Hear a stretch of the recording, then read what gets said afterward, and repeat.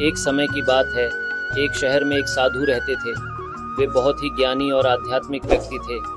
उनके पास उनके शिष्य भी थे जो उनके साथ रहते थे और उनसे आध्यात्मिक शिक्षा प्राप्त करते थे। एक दिन उनके शिष्यों ने साधु जी से पूछा, गुरुदेव, हमारे मन को शांत रखने के लिए कोई उपाय बताइए। साधु जी ने मुस्कान के साथ कहा, बिल्कुल, एक कहानी से मैं तुम्हें एक अद्भुत सीख सिखाऊंगा। बहुत समय पहले एक बद्दा सम्राट था।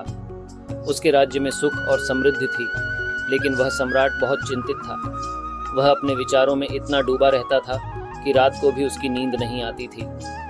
उसे लगता था कि उसके पास अपने जीवन में और बहुत सारी समस्याएं हैं जिन्हें वह हल नहीं कर पा रहा है। एक दिन उस सम्राट ने अपने दरबार में एक युवक को बुलाया।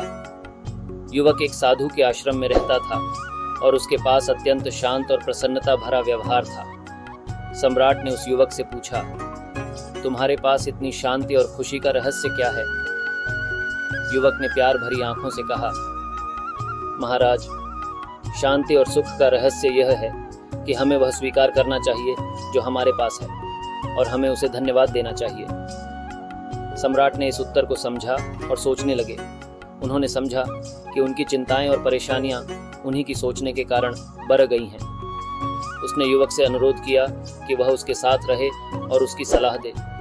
युवक ने सम्राट को मंत्र दिया, जब भी आपका मन अशांत हो तो आप उन विचारों को ध्यान में न लाएं और अपने जीवन में वह देखें जो आपके पास है।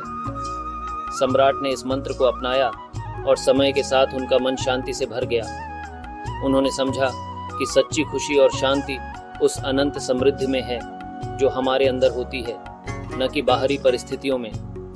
इस कहानी से हमें यह सीखने को मिलता है कि जीवन में असंतोष और चिंता हमें अस्थिरता और अशांति में डाल सकते हैं, जबकि स्वीकृति और धन्यवाद से हमारी आत्मा और मन को शांति मिलती है।